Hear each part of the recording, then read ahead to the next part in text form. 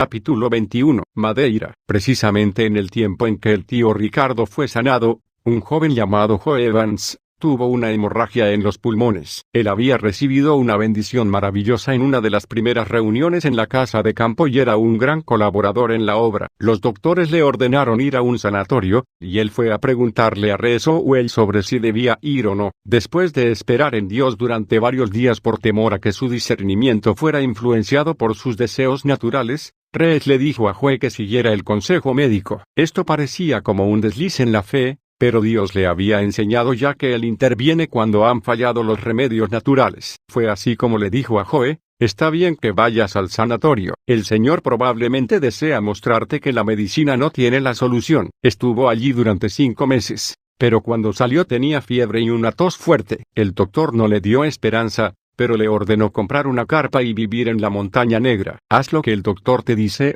recomendó Resowell de nuevo, y si falla, entonces tendrás oportunidad de ser sanado por el Señor. A menudo cuando el señor Owells lo visitaba en la montaña, Joe decía bromeando: después de yo haber predicado sobre una victoria total, y de tú haber logrado ese lugar de intercesión, aquí estoy en mi carpa como una bandera en el pico de esta montaña para que todos vean que no tenemos fe para la sanidad. En realidad, como dijo Rees, si el Espíritu Santo no me hubiera enseñado que solamente debía hacer las oraciones que Él me da, habría orado por mi amigo mucho tiempo antes. Esto comprobaba que aunque había logrado el lugar de intercesión, solamente podía usarlo guiado por el Espíritu Santo. Joe estuvo en aquella montaña por más de 2 meses, pero no se mejoró. El doctor dijo que probablemente no viviría mucho más a no ser que pasara el invierno en un clima tropical, tal como la isla de Madeira. Esto fue confirmado por un especialista de Swansea, pero cuando el padre de Joe lo supo se airó contra el doctor. La familia era muy pobre, y él culpaba al doctor por haber abierto una puerta a través de la cual podría pasar el hijo de un hombre rico, pero no su hijo. Ese mismo día, el señor Owell recibió una ofrenda de 320 libras. ¿Para qué querré yo 320 libras, si puedo vivir con 2 centavos al día?, se preguntó, pero la razón pronto estuvo clara. Todo estaba dentro de lo planeado por Dios. Era el dinero para Joe. Entonces Rees preguntó al padre de Joe: si usted fuera un hombre de dinero, ¿enviaría a su hijo a los trópicos? Seguro que lo haría, replicó. Bien, yo tengo el dinero y podrá ir. El hombre se quebrantó y lloró. Él estaba ajeno a la gracia de Dios, pero, como dijo el señor Owells, vio el amor de Dios haciéndolo rico. Pensé que todo valía la pena aunque fuese solamente para alcanzarlo a él con la palabra. El siguiente obstáculo era cómo podría Joe ir a Madeira, ya que obviamente no estaba capacitado para viajar solo. El señor Owell no había pensado en llevarlo él mismo, pues el Señor ya estaba empezando a mostrarle los planes para el futuro. Pero una noche no podía dormir, y el Señor le habló. Le preguntó acerca quién iba a cuidar a Joe, y luego, agregó: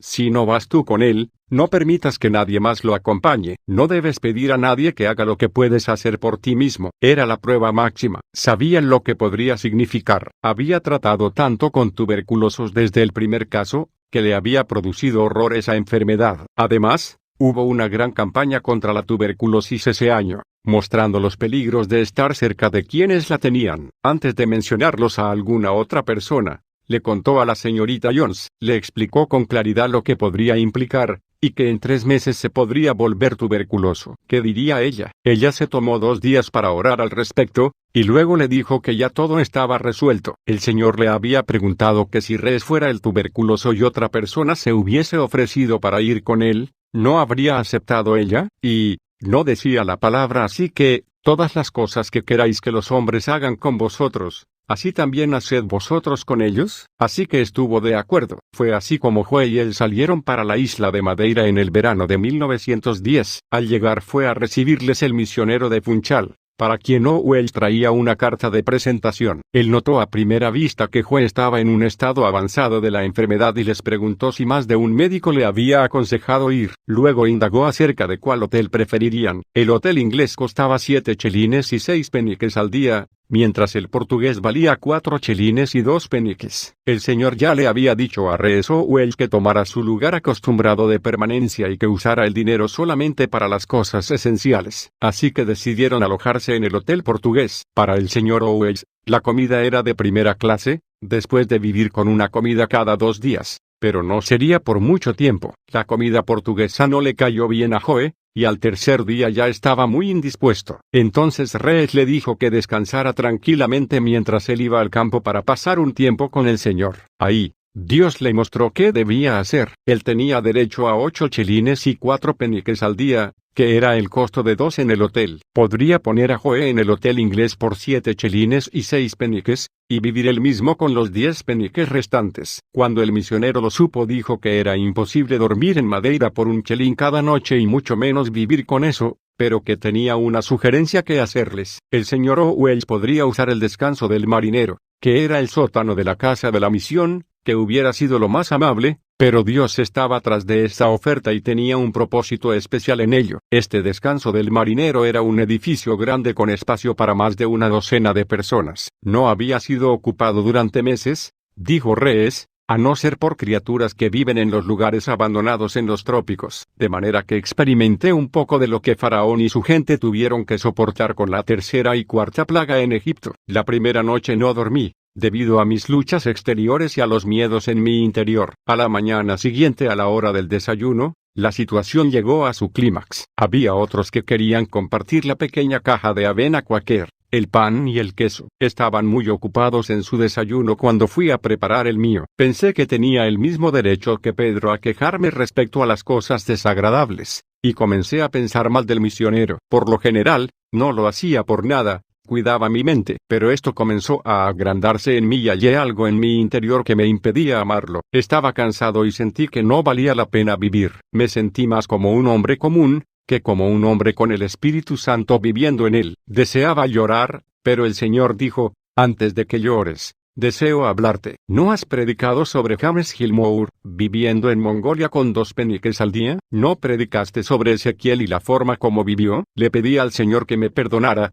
pero él dijo, debo estar en ti. Te traje a Madeira, a este lugar, para mostrarte la diferencia entre mi amor y el tuyo. También quiero mostrarte que hay algo en tu naturaleza de lo cual es necesario liberarte. El Salvador te amó cuando lo trataste peor de lo que este misionero ha hecho contigo. Cuando estuvo en la tierra, Él tomó una posición que no me has permitido hacer surgir en ti. Amar a quienes te hacen daño, amar a quienes te dan cosas de segunda o tercera mano como si te hubieran dado lo mejor. Alabé a Dios por haber hallado esta falla en mí. Debía amar al misionero, no por lo que me había dado, sino porque no podía evitar amarlo. Pude ver que la raíz de la naturaleza del Salvador era el amor y que, si la mía también lo era, nada de lo que el misionero hiciese me afectaría. Lo comprendí rápido. Caí de rodillas y le pedí al Espíritu Santo que no me sacara de ese lugar hasta que obtuviera la victoria. Supongan que hubiera permanecido ciego y engañado y hubiera seguido predicando el sermón del monte con esto en mi naturaleza. Entonces amé más al Salvador. Lo vi amando a quienes lo crucificaron y no hay límites para ese amor. Aquel día salí a las colinas de Madeira y vi su belleza, y lo adoré. Me olvidé de mi amigo y viví con el Señor, quien es perfecto y santo. Me di cuenta de lo que sería obtener esa posición, el Espíritu Santo en mí con amor perfecto y misericordia perfecta hacia otros. Pueden pensar que la obtendría en una hora. Una persona puede decir, tú podías haber perdonado. Sí, y tal vez sería una imitación del perdón para luego volver a sentir rencor. No perdonamos realmente hasta que somos como el Salvador y perdonamos como Él lo hace. Varias veces pensé que mi perdón era real y que amaba al misionero, hasta que lo veía de nuevo. En ese mismo momento reaparecían en mí otros sentimientos. Pero en 6 semanas había cambiado tanto como cambia un borracho cuando ve lo que el Salvador ha hecho por él. Cambié totalmente. ¿A qué vida me introdujo? ¡Oh, qué perfecto amor! La prueba de ello fue cuando me encontré al día siguiente con el evangelista local. Él no había hablado mucho conmigo antes, pero esa mañana dijo, apóstrofe, ¿dónde vive? En la casa de la misión, respondí, apóstrofe, ¿en la casa? Me preguntó. Me dije para mí mismo, tú, diablo. Podía ver a Satanás tras él. Apóstrofe signo de interrogación abierta en el descanso del marinero. Continuó. Sí, repliqué. Apóstrofe. ¿Le llaman cristianismo a eso en su país, ponerlo en un lugar como ese? Exclamó. Lo que habría pasado si me hubiera preguntado eso días antes. Le respondí haciéndole otra pregunta. Apóstrofe. ¿Paga usted por su electricidad y lavandería? Sí, dijo. Son muy caras. Bueno, la mía es gratuita. ¿Ese es cristianismo? Eso es lo que el misionero ha hecho por mí. Oh, qué libertad. Oh, ¡Qué victoria! Nunca más viví en un lugar que el Señor bendijera más que el descanso del marinero. Había más comunión allí en una hora que durante todo el tiempo pasado en el hotel con sus buenas comidas. Conocía ahora la diferencia entre mi vivir en el descanso del marinero y tener a Dios viviendo allí. Mientras tanto, después de 2 meses de estar en el hotel inglés, Joe no daba muestras de mejoría alguna. Un día, se quebrantó completamente. Pensó que se estaba muriendo, y se apoderó de él una gran ansiedad por su país y por su familia. Era un momento de oscuridad, y el señor Owell pensó que debía tomar una decisión. ¿Piensas que el Señor te trajo hasta aquí y te dejaría morir sin revelarnos su voluntad?